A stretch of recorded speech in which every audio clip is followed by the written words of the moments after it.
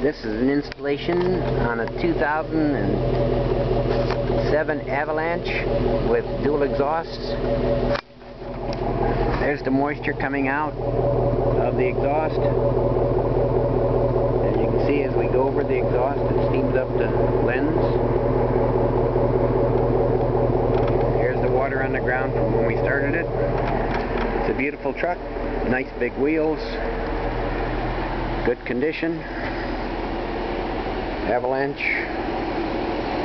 This is the cold air intake with the outlets inside the end. As we go along,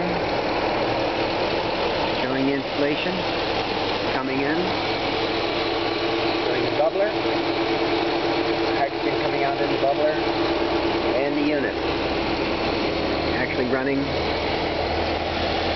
perfectly. A beautiful installation in a gorgeous truck.